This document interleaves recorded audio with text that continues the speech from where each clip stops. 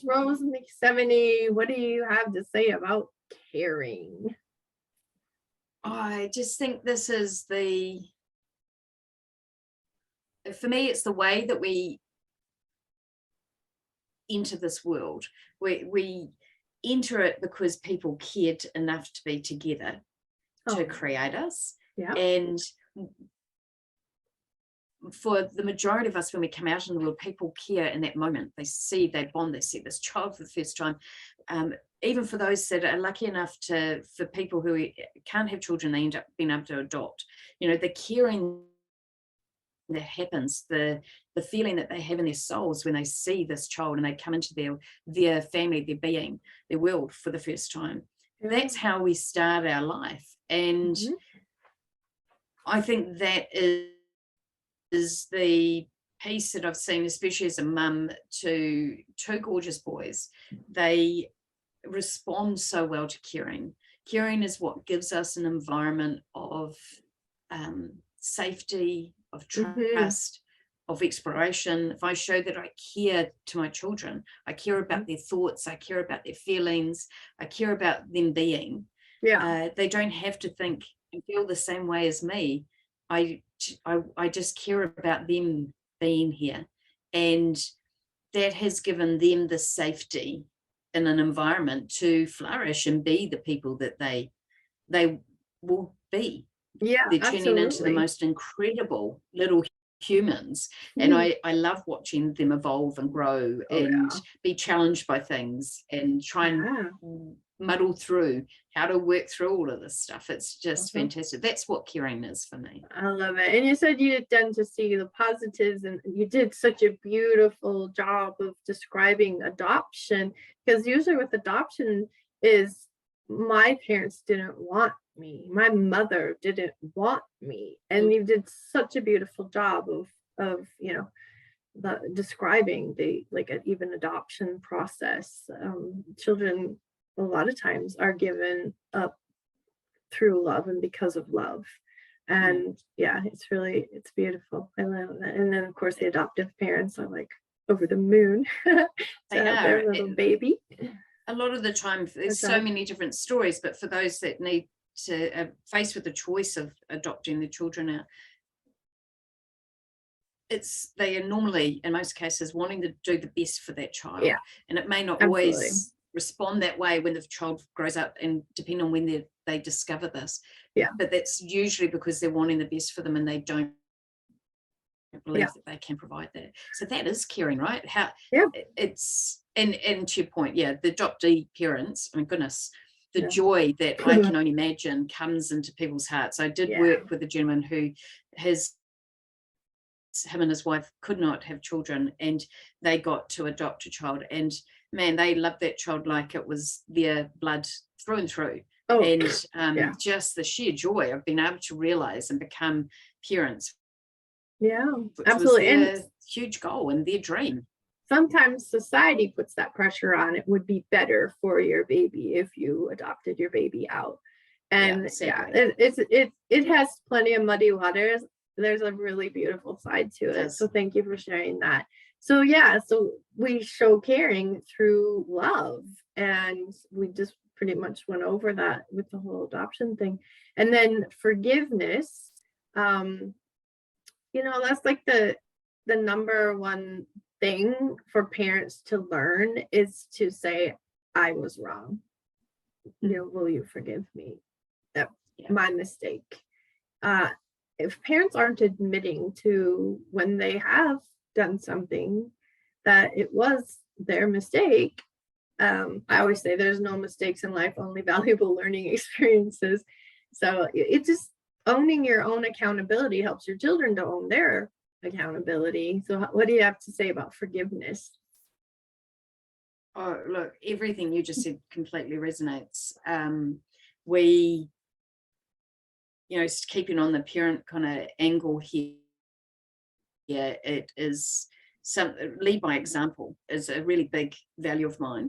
And our children, we are our children's first teachers, and they first lovers, first everything. First friends. Absolutely. and they observe everything that we do. They Right? do. So it's not just the words that we use or choose to use. Well, they pick up on energy It's big time, yeah. like dogs and cats. energy, interaction, how we interact with others, and they observe and Oh, see yeah. that. And that's not to mention that to put huge pressure on parents, because I think we put too much pressure on ourselves Yeah, to yeah. be these amazing parents. Yep. So that Lots of is guilt. so hard. Lots of guilt right? in We all parenting. come into this with, we come into this role without having a lot of training, really. And we Like can even read how all to the clip books, babies' but fingernails. yeah. Like And I there's cut my lots- baby right away. That was one of the first things I managed. Clipping nails. That's right.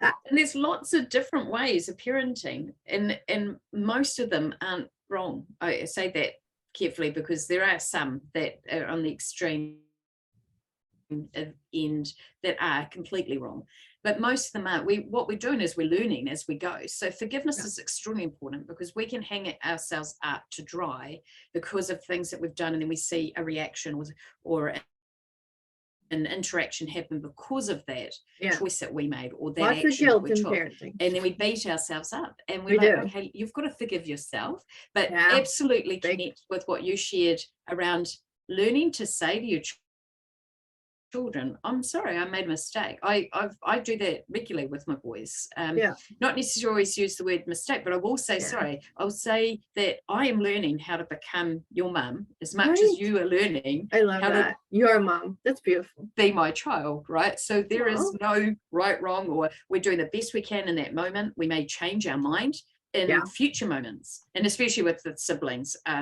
The oldest will remember that I wasn't allowed to do that when I was at Oh yeah. that age. Wow. Those sorts of things. I acknowledge that. I absolutely acknowledge that. However, for just so you're sure. aware, as parents, our parenting is evolving as well, It's still and a we will different make true different feeling. decisions. Yeah, I love it. And so that forgiveness is massive. Forgiving yourself, I think, is the first critical part, and then learning how to forgive others, especially those that have inflicted a lot of pain, helps you release that moment.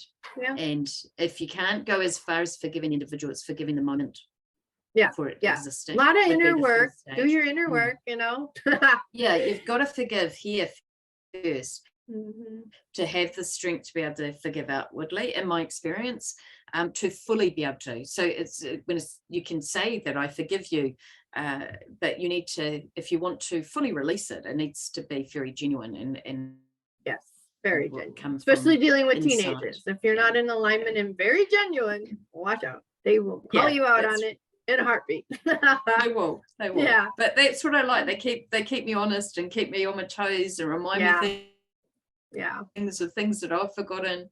And I'm very blessed to have 12 and 14-year-old boys who still want to share and interact and have conversations with me about things, and come to me about the thoughts that they've got and how they're interacting with the world. And I hope that will last throughout their teens.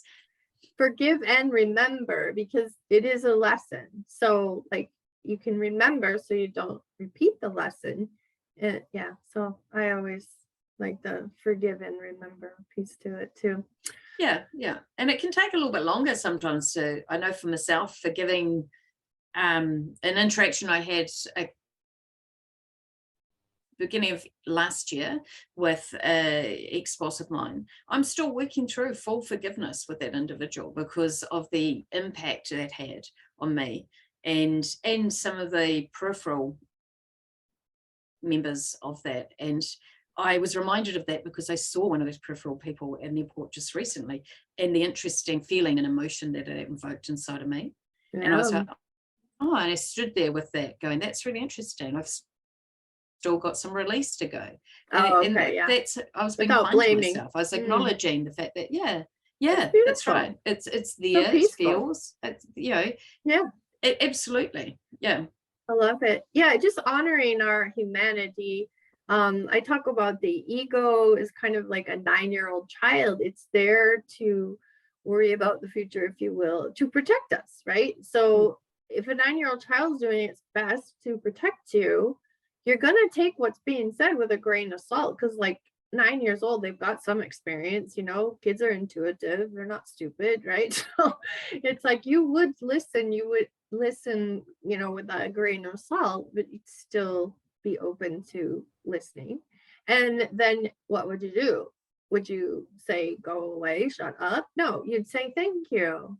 Like, because they're caring for you in their own way.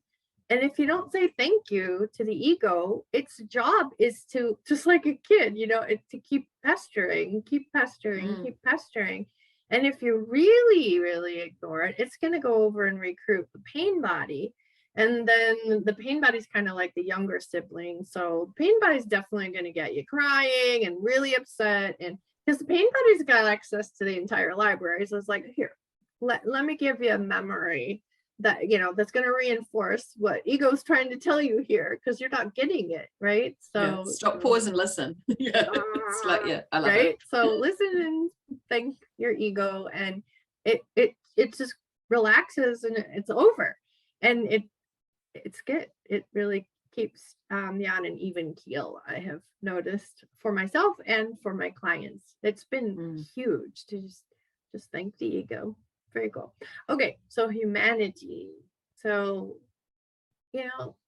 what do you have to say? Like, how do we realize and honor that each of us is a human, right?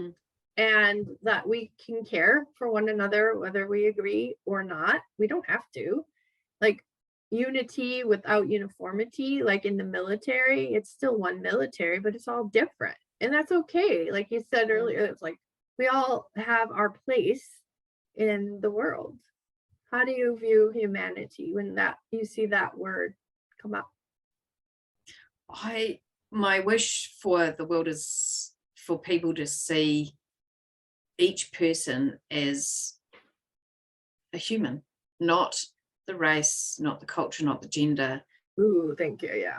I mean, obviously, those are subsequent things that can come into that. But the very first thought I wish for the world is for each of us to walk out and just see the human in front of us, because that's what we are. We all started as an embryo, and we were born in the same kind of way. We're growing in the same way. We are flesh and blood. We all have internal organs. You strip the skin off our bodies, and we all look exactly the same. Yeah, right. I love that one. Want people to just reconnect with that, to actually know that all of us are human, and that comes back to the worthiness and the right for all of us to be here. I, as you probably are picking up very strongly, that it's a very strong value of mine in regards to people being treated with the same level of respect and caring that we all deserve. And to try and remove as much judgment as possible. And I say it that way, I say remove, because I think judgment thoughts are relatively natural. It's what we choose to do with those thoughts, what our next choice is after we've had the judgmental thought, whether or not we want to wear it and carry it with us, or we want to release it, as to what happens here.